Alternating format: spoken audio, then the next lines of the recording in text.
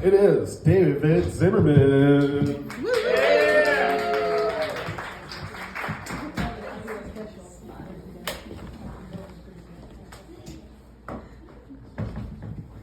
Oh, this is actually a better crowd than I was thinking. It's a little more intimate than last time, but yeah, I kind of like it. All right, so I'm trying a new moniker. I want to try it out on you guys, see how you react here. I am Los Alamos' favorite sit-down comic. Yeah, undisputed. So I know a common thing for people to get up here and talk about are, controversial topics like politics. I like to keep it lighter, so I'm going to talk about religion. So I'm Jewish. Okay, obviously that's a religion, but it actually is way more. According to it's also a race too. According to Ancestry.com, I'm 99% Eastern European Jewish and 1% Baltic Jewish. I thought that was a little strange, especially because the last time I checked, the Baltics are in Eastern Europe. All I can think is they have some kind of a policy. It's like, okay, I don't care what he is. You have to tell him he's at least two different things. So it's kind of like first guy to measure the height of Mount Everest. Anyone here familiar with what happened there? No. Okay.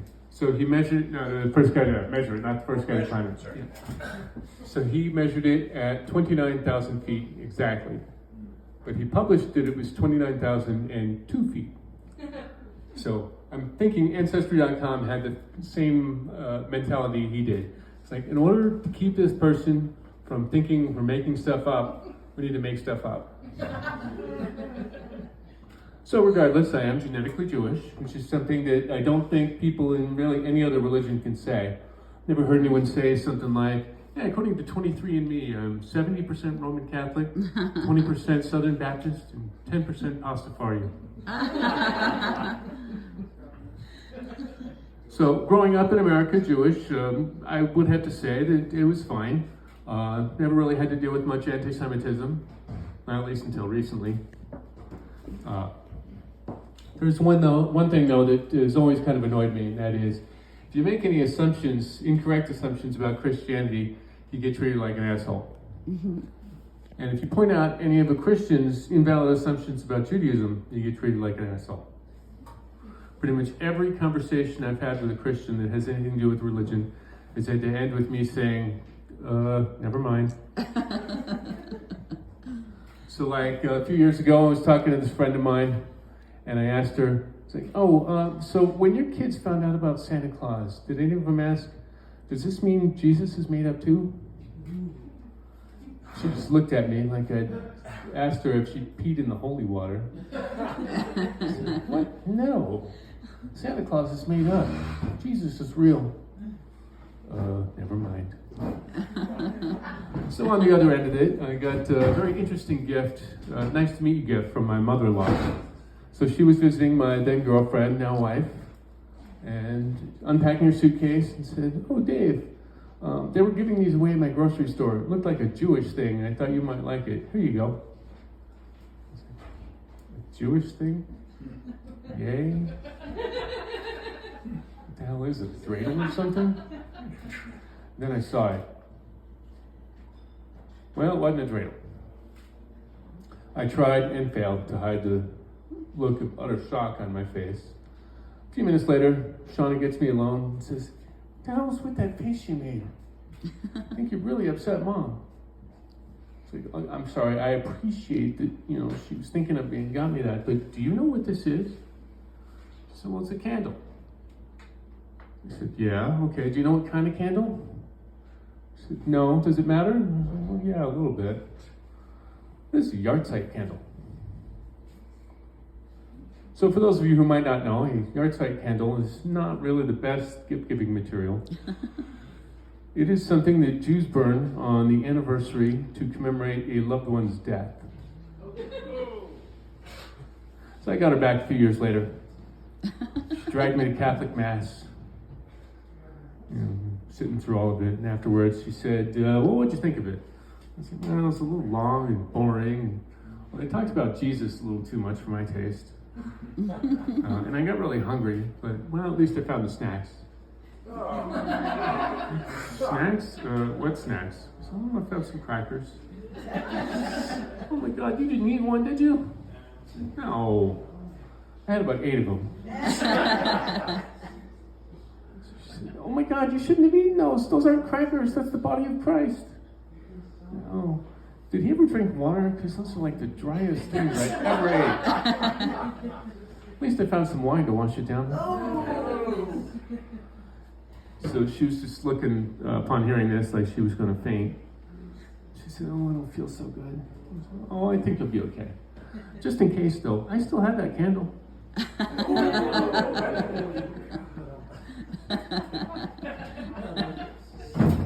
So living here is pretty good in terms of people either are Jewish or at least understand Judaism. I came here from Oregon, where that is not exactly the case. My first winter there, I had a conversation with someone who went a little like this. I said, hey Dave, you going home for Christmas? No, I don't celebrate Christmas. What do you mean? I'm not sure how else to say that. I don't celebrate Christmas. Why not? Jewish? Oh, Jews don't celebrate Christmas? No, we don't. Why not? Well, for one, we're too cheap to pay for all those presents.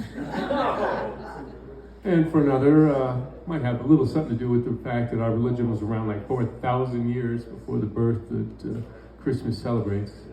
You do realize there's plenty of people in this world that don't celebrate Christmas, right? Yeah, I guess. Well, what do you do all day? Probably the same thing you do all day, Yom Kippur. Yom Kippur? What's that? It's our holiest day of the year. Well, I'm not Jewish. That day doesn't mean anything to me. Exactly. Exactly what? Never mind. So like I was saying, really like living here. They seem to understand what it means to be Jewish.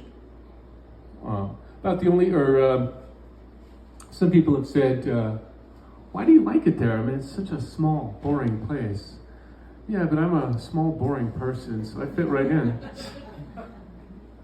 I really like most of the things about living here. One thing that's not so great is driving around here. On the one hand, there's like no traffic. I realized this once when I was driving. They said, oh, the traffic is just terrible today. Oh wait, no, it's just 4 cars in front of me at a red light.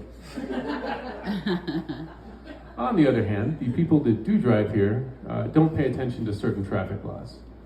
Just the silly ones, you know, like speed limits.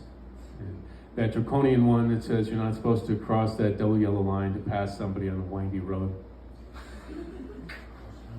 Heard my wife complaining about it to somebody. She said, I hate driving on the truck route. It's like being in the Indy 500. I had to interject on that one. I said, what? No, the Indy 500 is nothing like the truck route. All of those people know how to drive. So my wife's a much better driver than I am, but I am the better driving instructor.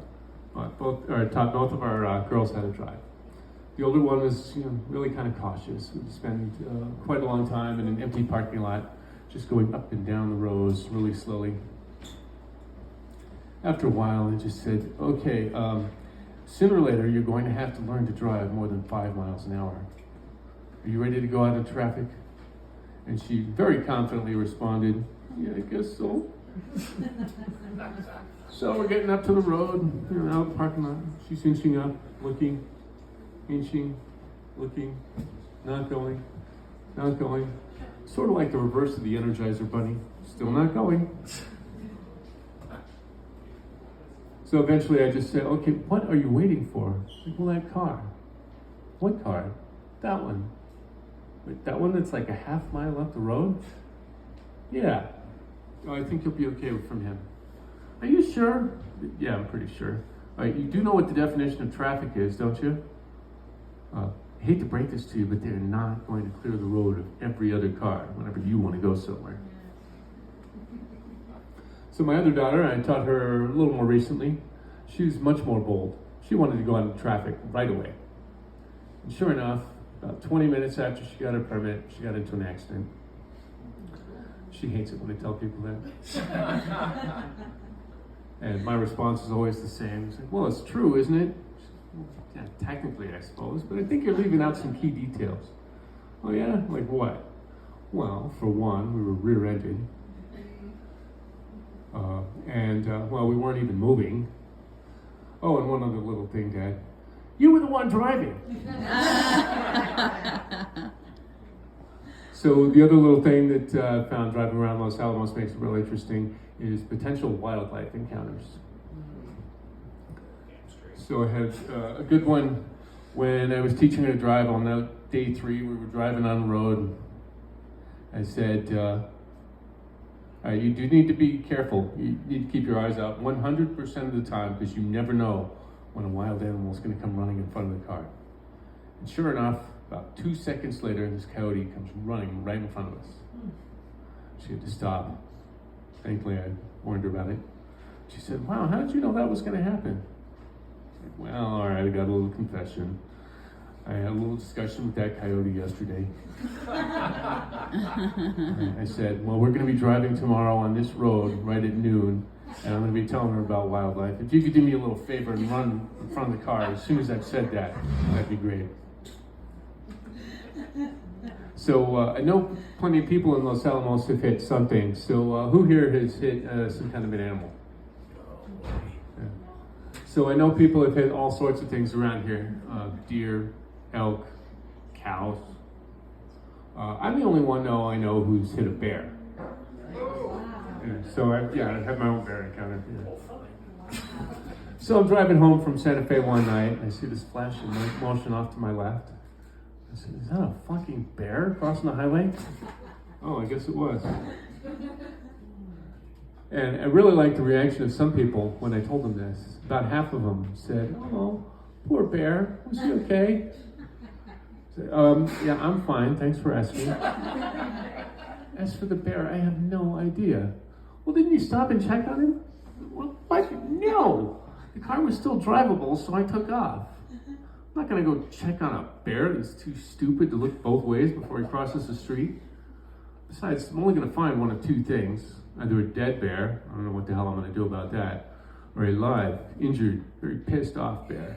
And I can barely outrun a snail. Yeah. Woohoo! Evan?